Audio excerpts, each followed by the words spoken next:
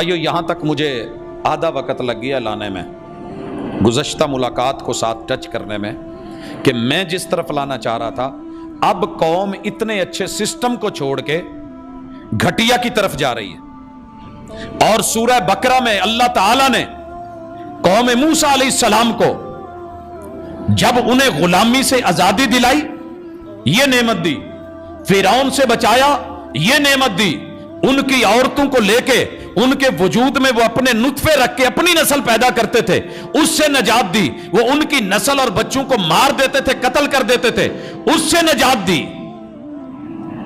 اس سے نجات دی۔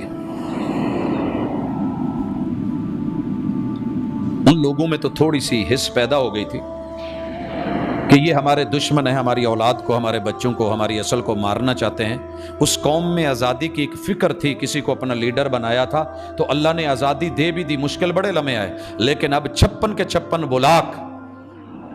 میں نہیں چیک کر سکتا، اپنی حکومت، اپنی سیادت، اپنی قیادت، اپنی حکمرانی،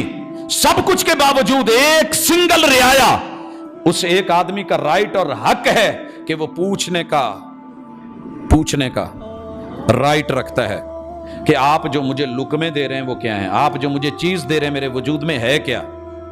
یہ دنیا کا اصول ہے، بتایا جائے کہ کیا ہے، لیکن کتنے سینکڑوں ہزاروں شکوک و شبہات ہیں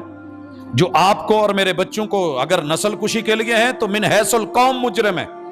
بڑے سے لے کے چھوٹے تلک جو برین واشنگ کی گئی اسی کو لے کے کہ اپنے کوئی تھنک ٹینکر، کوئی سوچ رکھنے والے، کوئی لیبارٹریز، کوئی سمجھنے والے،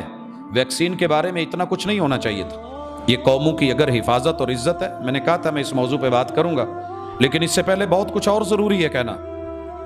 سمجھیے اس بات کو، قوم موسیٰ کو مارا جا رہا ہے، آزادی کی فکر رب نے دلائی، سمندر سے پل بنا کے گزارا، فرعون کی فوجوں کو مارا، دھوپ تھی رب نے خیمے بادلوں کے دے دیے،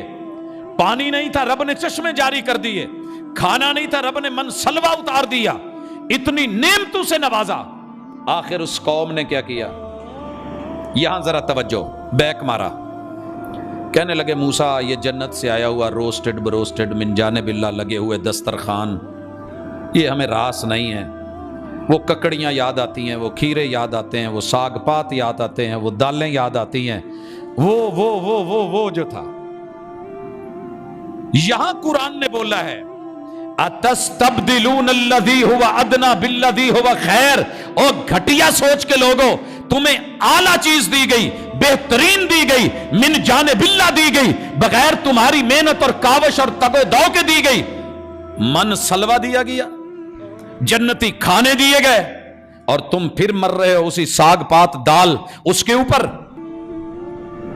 اتستبدلون الذی هو ادنی بالذی هو خیر، یہ جملہ یاد رکھی۔ آج امت مسلمہ اتنی گر گئی ہے کہ نکاح جیسا، حسن جیسا، جمال جیسا، کمال جیسا، دین جیسا، سنت جیسا، شریعت جیسا اور بہترین عزت آبرو کا محافظ نظام اور سسٹم جو رب نے اتارا تھا، جو سب سے اقوم تھا، اس کو چھوڑ کے گھٹیا کی طرف بڑھ رہی ہے۔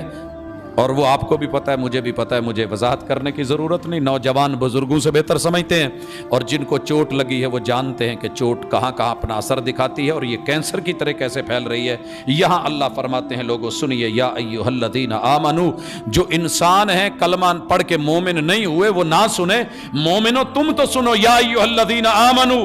لا تتبعوا خطوات الشیطان، رحمان کی راہیں چھوڑ کے شیطان کی راہیں مت اپناؤ۔